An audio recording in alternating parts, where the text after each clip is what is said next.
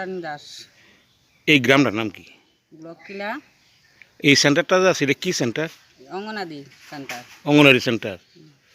আজকে স্কুলটা খুলছে, সেন্টারটা খুলছে নি? খুলছে না তারা আজকে। কিলে খুলছে না জানেননি?